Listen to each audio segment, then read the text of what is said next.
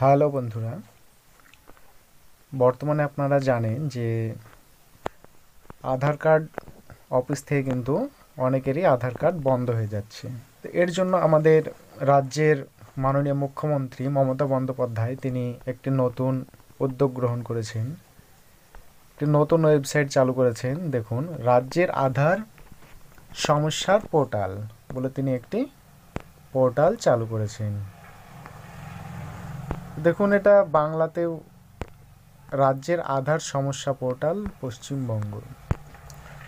তো দেখুন, যাদের আধার কার্ড বন্ধ হয়ে যাচ্ছে, অর্থাৎ ইউআইডিআইএফ এর যে আধার সেন্টার থেকে যে বন্ধের যে চিঠি আসছে বাড়ি বাড়ি, সেই আধার কার্ড বন্ধ হয়ে যাওয়ার পর সেই ব্যক্তির কিন্তু অনেক অনেক দিক থেকেই বিভিন্ন সমস্যার সম্মুখীন হতে হচ্ছে।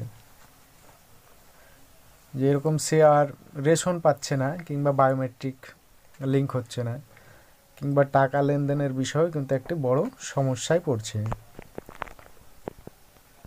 তো তিনি রাজ্যের আধার কার্ড বন্ধ হয়ে যাচ্ছে তাদের কথা মাথায় রেখে তিনি এই রাজ্যের আধার সমস্যার পোর্টাল এই পোর্টালটা চালু করেছেন। তো দেখুন, এই পোর্টালে কি বলছে, চলুন এবার আমরা একটু দেখে নিই। দেখুন, পোর্টালে যাদের আধার কার্ড বন্ধ হয়ে যাচ্ছে, অলরেডি বন্ধ হয়ে গেছে, হচ্ছে না, যাদের আধার কার্ড বন্ধ হয়ে গেছে, বাড়িতে চিঠি এসছে, তাদেরকেই একমাত্র এখানে রেজিস্ট্রেশন করতে হবে। তো দেখুন কিভাবে রেজিস্ট্রেশন করতে হবে, এবার আমরা ফুল ভিডিওটা দেখাচ্ছি। দেখুন, এইখানে আপনার নাম দিতে হবে, তারপর আপনাকে আপনার যে জেলা, সেই জেলার নাম এখানে দিতে হবে। এরপর আপনার ব্লক বা মিউনিসিপ্যালিটি, যদি আপনি গ্রামে হন তাহলে ব্লক হবে, এবং মিউনিসিপ্যালিটি যদি পৌরসভা হন তাহলে এখানে সেটা উল্লেখ করে দেবেন। তার নিচে দেখুন আধার নম্বর, অর্থাৎ এখানে আপনার 12 ডিজিটের যে আধার নাম্বার, সেই নাম্বারটা আপনাকে ইনপুট করতে হবে।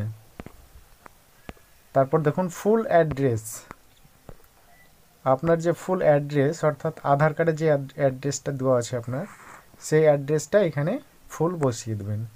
তারপর আপনাকে পিনকোডটা আপনার বসাতে হবে।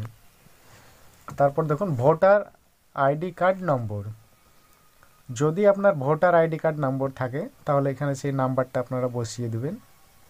কারণ তার নিচে বলছে দেখুন অ্যাসেম্বলি কনস্টিটিউয়েন্সি নম্বর, অর্থাৎ বিধানসভা কেন্দ্রের নম্বর। তা আপনারা যে বিধানসভা নম্বর, সেই নম্বরটা আপনারা বসিয়ে দেবেন।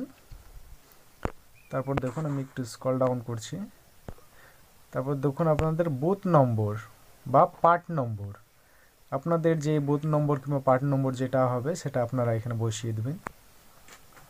তারপরে দেখুন বলছে যে upload Aadhaar deactivation letter if any, Aadhaar নিষ্ক্রিয়করণ চিঠি আপলোড করুন। অর্থাৎ আপনার বাড়িতে যে আধার কার্ডটা বন্ধ হয়ে গেছে, যে চিঠিটা গেছে, সেই চিঠিটা এখানে কিন্তু আপনাকে আপলোড করতে হবে। দেখুন এইখানে কিন্তু পরিষ্কার বলে দিয়েছে যে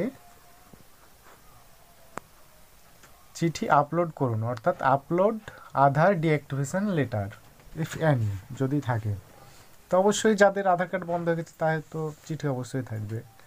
তারপর দেখুন এখানে আপনারা চুজ ফাইল, এখানে ক্লিক করবেন। এখানে ক্লিক করার পর দেখুন আপনার যে ফাইল, সে ফাইলে নিয়ে যাবে।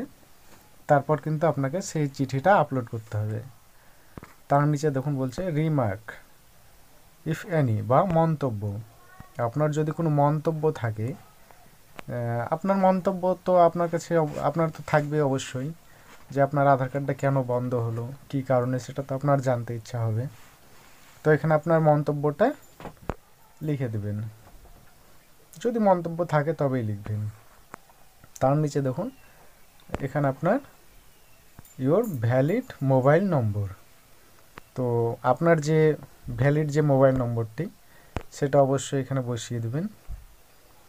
এখানে বসিয়ে দেওয়ার পর আপনাকে গেট ওটিপি, এইখানে আপনাকে ক্লিক করতে হবে। তো যখনই আপনি এখানে গেট ওটিপিতে ক্লিক করবেন আপনার মোবাইলে একটি ওটিপি আসবে। তো দেখুন গেট ওটিপি করার পর আপনার মোবাইলে একটি ওটিপি আসবে। তারপর ওটিপিটা বসিয়ে আপনাকে সাবমিট করতে হবে, ফাইনালি সাবমিট করতে হবে। তো দেখুন ফাইনালি সাবমিট হয়ে গেলে কিন্তু আপনার নাম অলরেডি রেজিস্ট্রেশন হয়ে যাবে। তো রাজ্যের আধার সমস্যার পোর্টাল, এই পোর্টালে কিন্তু আপনাদেরকে এইভাবেই নাম নথিভুক্ত করতে হবে। আমাদের রাজ্যের মাননীয় মুখ্যমন্ত্রী তিনি জানিয়ে দিয়েছেন যে যাদের আধার কার্ড বন্ধ হয়ে যাবে